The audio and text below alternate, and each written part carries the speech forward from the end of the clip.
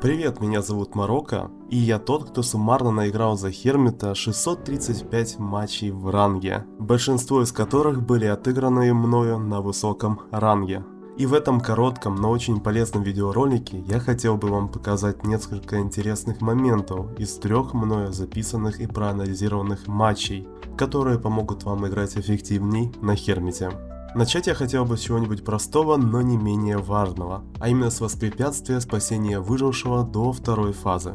В этом зачастую вам будет помогать вот этот вот талант. У себя на трансляциях я его люблю называть быстрое дотекание.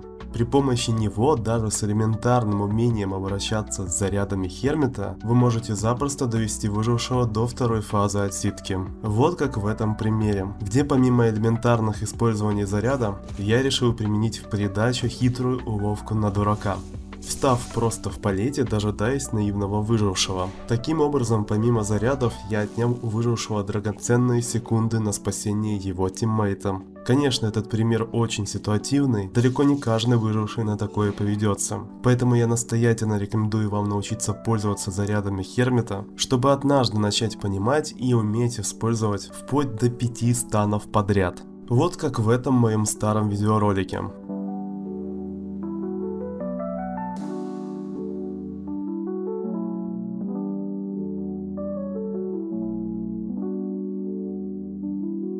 Итак, второй случай. Что делать, если выживший забежал в довольно-таки сильное место, практически полностью перекрытое от вас стенами?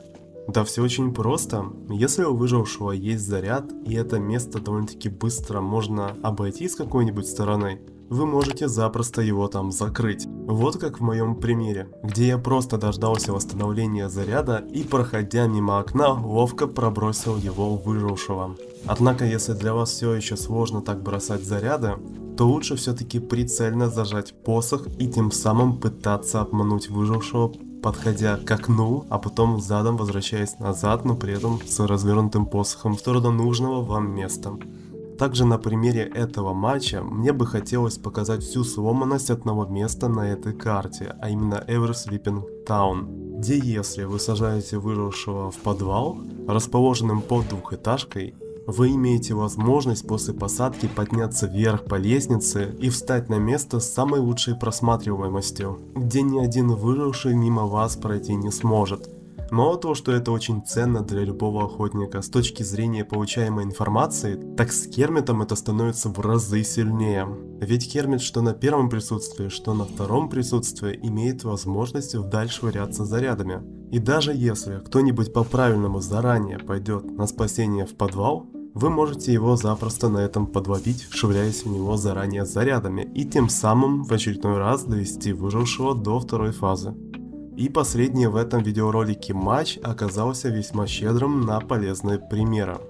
Благодаря своему высокому телосложению, Хермит имеет увеличенный обзор вдаль и в высоту, чем вам тоже было бы неплохо научиться пользоваться, чтобы вовремя замечать пернатый кипиш воронов и выживших вместе с ними.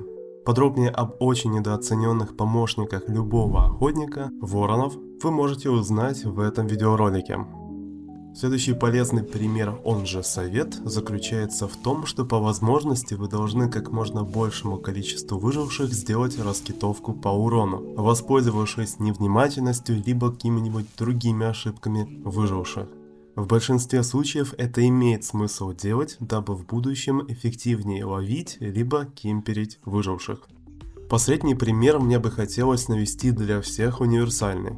Состоит он в правильном использовании переключения способности, она же Trump Card. В примере с телепортом для этого нужно во время анимации посадки выжившего открыть окно переключения способности и выбрать телепорт только лишь тогда, когда вот-вот эта анимация подойдет к концу, после чего сразу же его активировать на то место, где вам нужно. Звучит сложно, но на самом деле это очень легко. Попрактикуйтесь с этим как-нибудь в кастоме.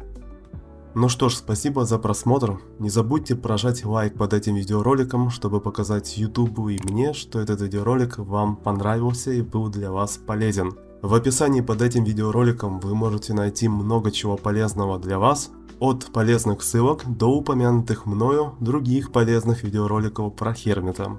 Хороших вам матчей и до скорых встреч!